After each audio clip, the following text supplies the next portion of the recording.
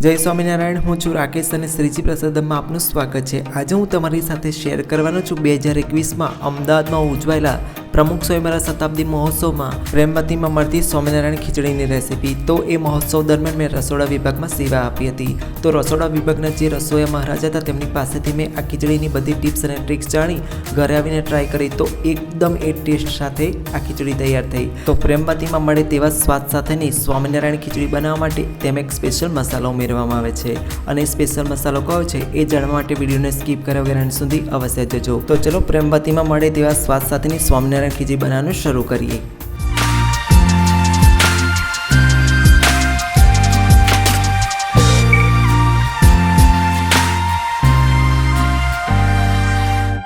સ્વામિનારાયણ ખીચડી બનાવવા માટે સૌથી પહેલાં આપણે દાળ અને ચોખાનું એકદમ પરફેક્ટ માપ જોઈ લઈએ। જેના માટે અડધો કપ જેટલા હું ગુજરાત સત્તા ચોખા લઉં છું। તમે ઘરમાં રહેલા કોઈ પણ ખીચડીયા ચોખા અથવા બાસમતી ચોખા લઈ શકો છો।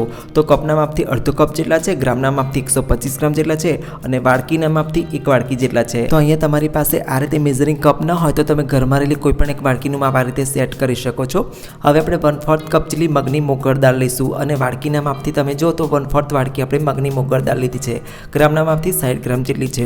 હવે આપણે 1/4 કપ જેટલી તુવરની મોયલી દાળ લઈશું। તમે સાદી દાળ પણ લઈ શકો છો। કપના માપથી 1/4 કપ જેટલી છે, ગ્રામનું માપ જોઈએ તો 60 ગ્રામ જેટલી છે અને વાડકીનું માપ જોઈએ તો 1 વાડકીનો ચોથો ભાગ લીધો છે। તો અહીંયા મેં તમારી સાથે વાડકીનું, ગ્રામનું અને કપનું ત્રણેયનું માપ શેર કરેલું છે। તમે ઘરમાં રહેલી કોઈ પણ એક વાડકીને સેટ કરી આ રીતે માપ લઈ શકો છો। હવે ત્રણ વસ્તુને આપણે સરખી મિક્સ કરી આપણે 3-4 વખત પાણી ધોઈ તેને 1 કલાક માટે પાણીમાં પલાળવા માટે રાખીશું। હવે 1 કલાક પછી તમે જોઈ શકો છો કે દાળ અને ચોખા સરખા પલળી ગયા છે। સાથે મેં 50 ગ્રામ જેટલા સિંગદાણાને પણ પાણીમાં પલાળવા માટે રાખ્યા હતા અને અત્યારે તમે જોઈ શકો છો કે દાળ અને ચોખાનો દાણો સરખો ફૂલી ગયો છે। હવે દાળ અને ચોખા અને સિંગદાણાનું બધું પાણી નિતારી લેવાનું છે।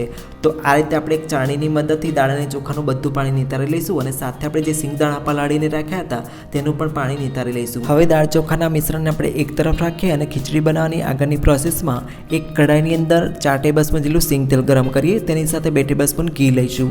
હવે બંને ગરમ થાય એટલે તેમાં 1 ટીસ્પૂન રાઈ એડ કરીશું, સાથે આપણે 1 ટીસ્પૂન જીરું ઉમેરીશું। બંને સરખા તતડી જાય ત્યારબાદ તેમાં 1 બાજુ એટલે કે ચક્રફૂલ ઉમેરીશું, સાથે આપણે 6 નંગ લવિંગ ઉમેરીશું, સાથે 3 ટુકડા તજ ઉમેરીશું, 2 તમાલપત્ર ઉમેરીશું અને 2 સૂકા લાલ મરચાંને આ રીતે હાથેથી તોડીને ઉમેરીશું। હવે 2 ડાળખી મીઠી લીમડીના પાન ઉમેરીશું અને તેની સાથે 3 થી 4 સમારેલા મરચાં ઉમેરીશું। હવે મરચાં ઉમેર્યા બાદ બધી સામગ્રીને આપણે થોડી વાર માટે સાતડીશું। થોડું સંતળાઈ જાય ત્યારબાદ આપણે તેમાં 3 કપ પાણી ઉમેરીશું। તો અહીંયા મારો જે કપ છે એ 250 mlનો છે એટલે 750 ml આપણે પાણી લઈશું। હવે પાણી ઉમેર્યા બાદ તેમાં વેજીટેબલ ઉમેરીએ, જેમાં 50 ગ્રામ જેટલા કેપ્સિકમ લઈશું, 50 ગ્રામ જેટલું ગાજર લઈશું, 50 ગ્રામ જેટલા બટેટા લઈશું, 50 ગ્રામ જેટલું સમારેલું કોબીજ લઈશું, 50 ગ્રામ જેટલા વટાણા ઉમેરીશું અને 50 ગ્રામ જેટલી તુવર ઉમેરીશું। સાથે 1 ટીસ્પૂન જેટલી હળદર લઈશું અને ½ ટીસ્પૂન જેટલું તીખું લાલ મરચું પાવડર લઈશું, 1 ટીસ્પૂન જેટલું કાશ્મીરી લાલ મરચું પાવડર ઉમેરીશું અને હવે તેમાં સ્વાદ પ્રમાણે મીઠું ઉમેરીશું। હવે બધી સામગ્રીને એક વખત સરખી પાણીમાં મિક્સ કરી લેવાની છે અને ગેસની એકદમ સ્લો ફ્લેમ પર આ બધું સરખું મિક્સ કર્યા બાદ આ પાણીને આપણે એક ઉભરો આવે ત્યાં સુધી કૂક કરવાનું છે।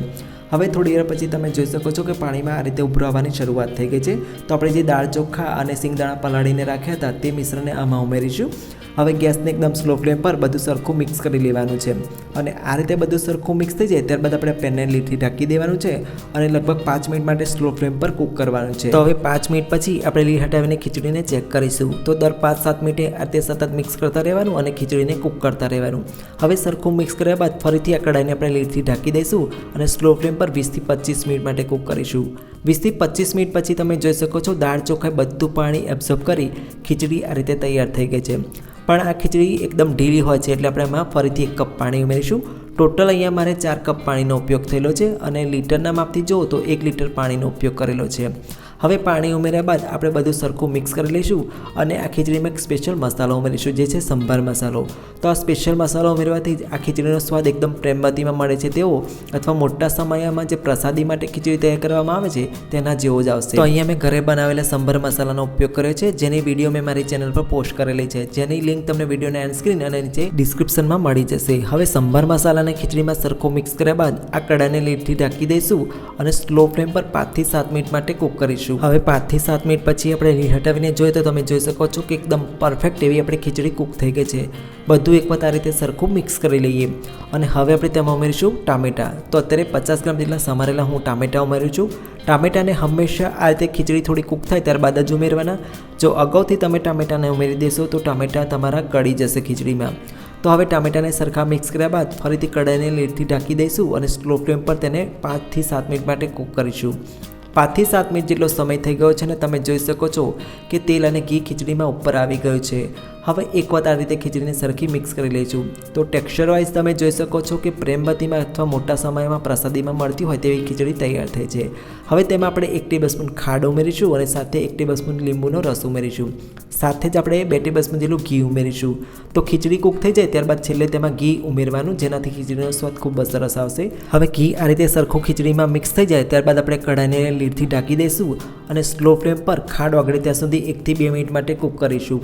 1 થી 2 મિનિટ પછી આપણે ચેક કરી જોઈએ તો તમે જોઈ શકો છો કે બધું સરખું મિક્સ થઈ ખીચડી સરસ કૂક થઈ ગઈ છે અને તેનું ટેક્સચર એકદમ પ્રેમવતીમાં મળે તેવું તૈયાર થયું છે।